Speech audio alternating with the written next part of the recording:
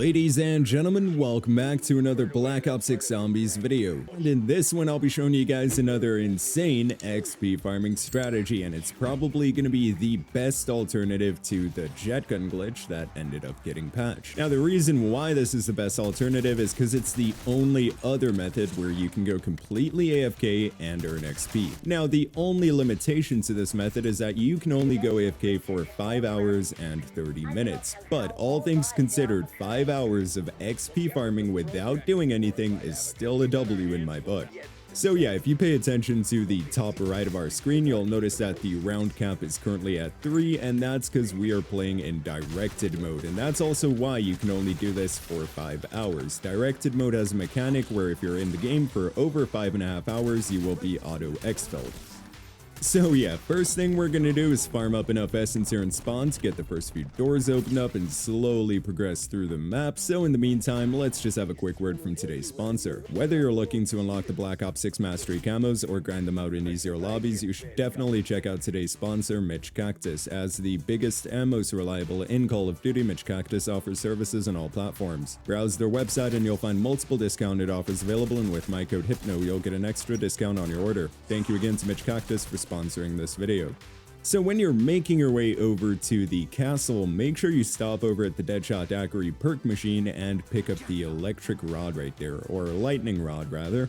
And be sure not to spend any of that salvage that you're earning in these early rounds, because we're actually going to quickly slap on dead wire on our weapon so we can grab the second lightning rod. So there we go, we got dead wire. Then we're going to open this gate right here, and you'll see a little electric box right here. You want to shoot that breaker.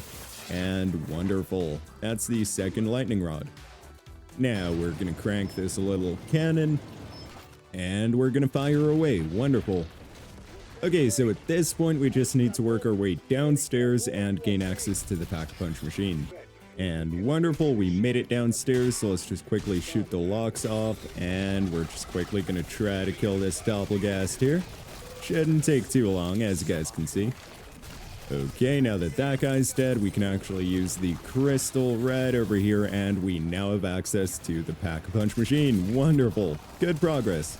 Okay, so now that we did that, we just need to have enough essence to get this door opened up right here, which leads to quick revive, as you can see, and we're going to interact with the marked window right here to speak to Craft. While speaking to him, by the way, you can just walk away. It's all good. You don't need to stand there and wait.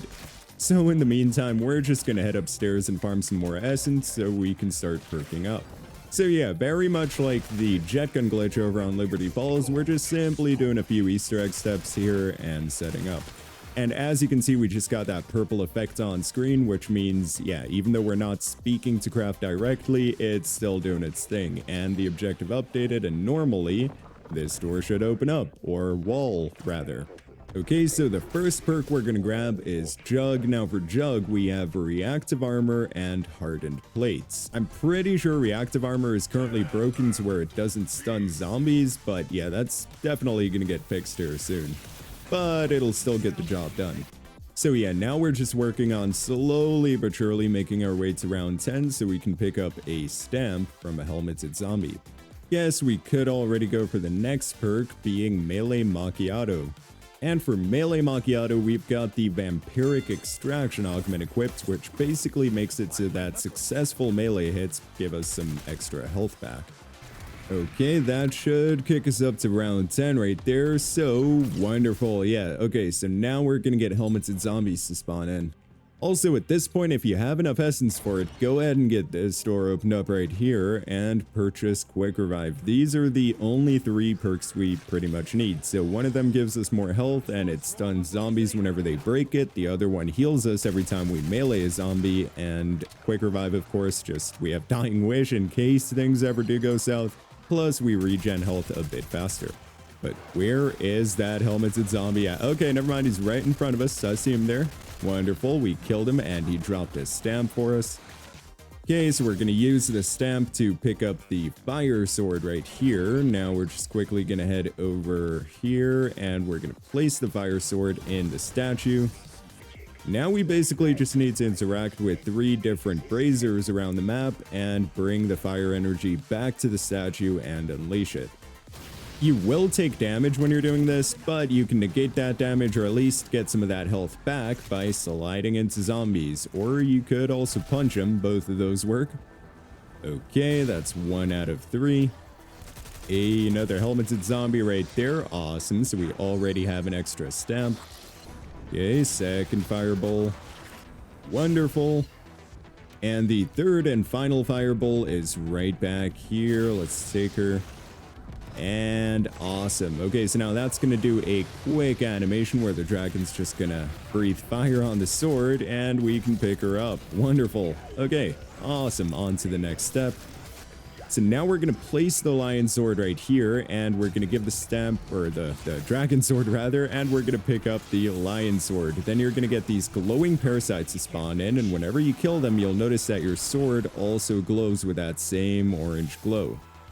Now we just need to transfer that energy to the lion sword room door by simply smacking it, just like that. It's that easy. Okay, there we go. That's the second one. And hold on, there we go. 3. Wonderful. We just need one more. Where's that final glowing parasite at? Okay, that's him in there. Wonderful. And we're just gonna melee that and interact with the door to head inside.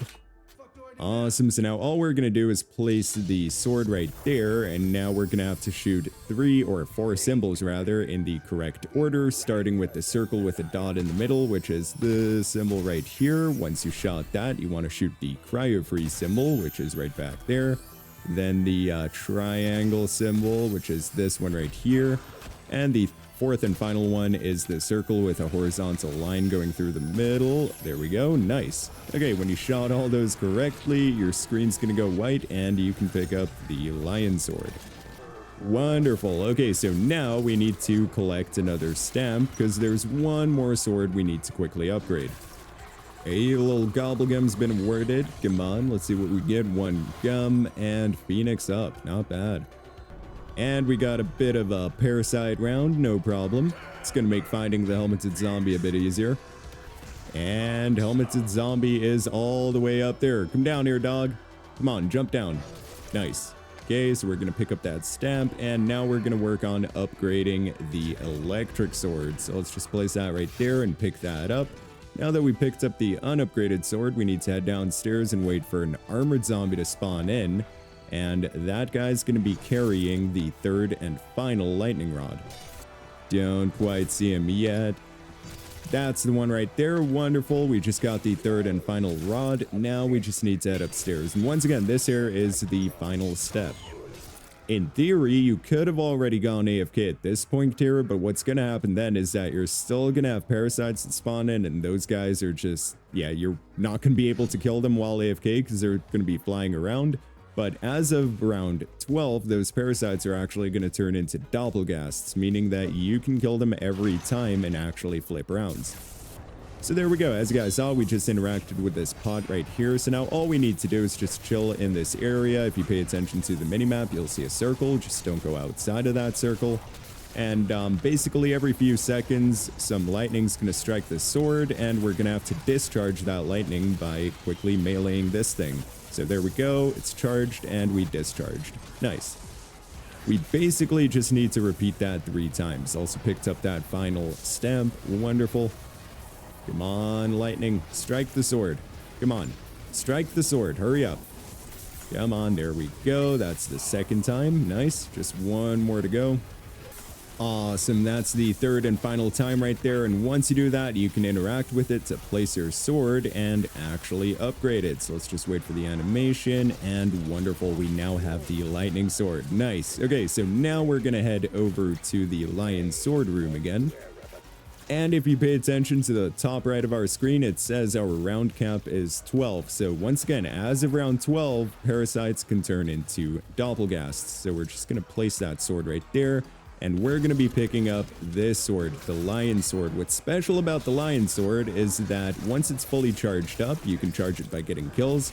But once it's fully charged up, you can actually regen armor with each swing, which means you're never going to run out of armor. We also have vampiric extraction for melee macchiato, meaning that each swing is going to heal us. So once again, armor is never going to get drained. Health is never going to get drained.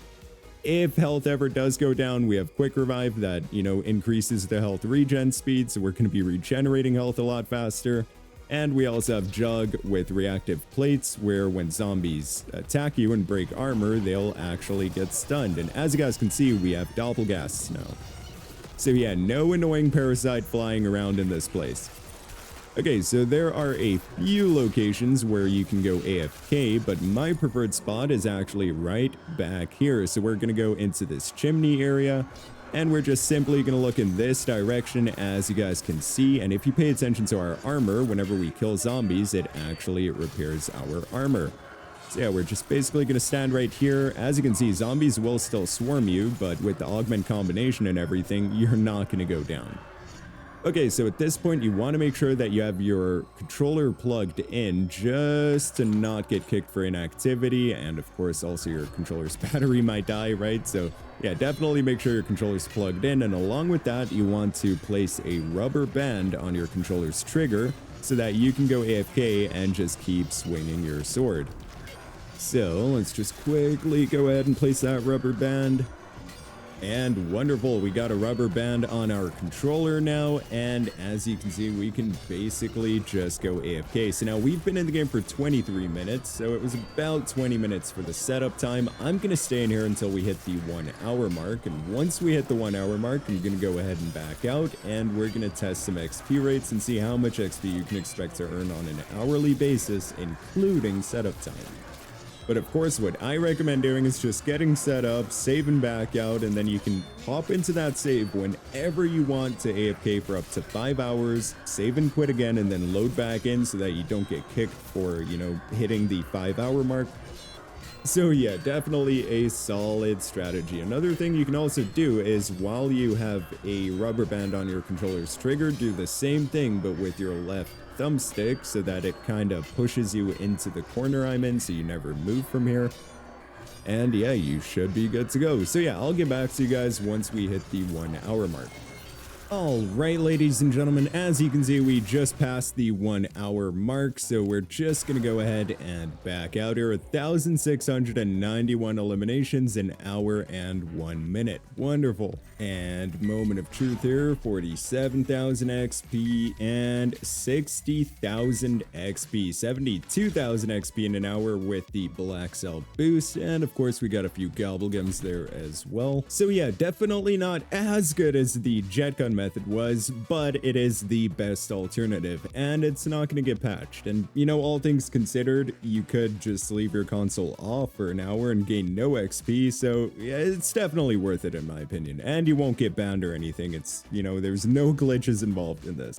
But anyways, guys, that's going to be it for me. Thank you all for watching this video. I really hope you enjoyed it. If you did, then be sure to smack that like button and subscribe to stay up to date with the best strategies here in Black Ops 6 Zombies. I hope you all have a wonderful day or night wherever in the world you are. And as always, goodbye.